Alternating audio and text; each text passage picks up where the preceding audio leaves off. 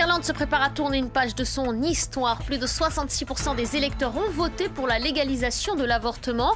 Les militants pro-life concèdent leur défaite. Un projet de loi devrait être présenté d'ici la fin de l'année. Une trentaine de fonctionnaires américains en partance pour Singapour. Leur mission, préparer le sommet du 12 juin prochain entre Kim Jong-un et Donald Trump. Une rencontre annulée puis maintenue par le président américain. Et puis la finale de la Ligue des Champions, le Real Madrid brise tous les records et entre dans la légende. Le club s'est imposé 3-1 face à Liverpool. Le débrief dès le début de ce journal avec Benoît Perrochet.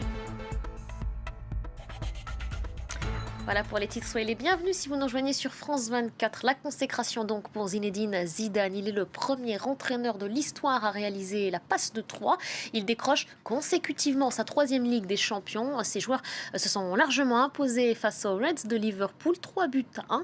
Une rencontre à Kiev en Ukraine. On prend tout de suite la direction de Madrid où nous attend Mélina Huette. Bonsoir Mélina, on imagine la joie et la ferveur des supporters madrilènes ce soir, tout autour de vous d'ailleurs, on le voit.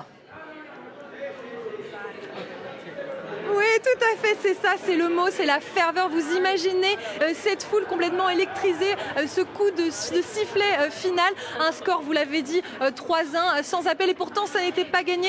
Une première mi-temps avec des supporters très crispés, aucun but inscrit. Il a fallu attendre la deuxième mi-temps, ce premier but de Karim Benzema et Bale, l'homme du match qui n'était absolument pas attendu. On attendait Cristiano Ronaldo, on n'attendait pas Bale. Et bien c'est lui qui donne cette victoire au Real Madrid. Et quelle victoire, la 13e en Champions League, la 3e consécutive, des supporters qui sont complètement fans, qui n'ont pas arrêté de chanter toute la soirée, qui sont ravis, vous l'imaginez bien, et tout ce beau monde va se diriger à Cibeles d'ici à quelques minutes où les joueurs du Real Madrid demain devraient rencontrer leurs fans comme ils le font à chaque fois qu'ils gagnent une Champions League. C'est la 3e fois consécutive, on l'a dit. Il y avait une phrase qu'on a beaucoup entendue toute cette soirée, c'est les Merengues ne disputent pas une finale, ils la gagnent, c'est ce qu'ils ont fait ce soir.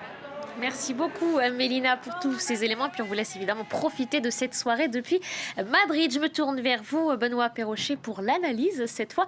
Benoît, on est là face à une victoire méritée finalement ? Absolument, mais il ne faudra pas oublier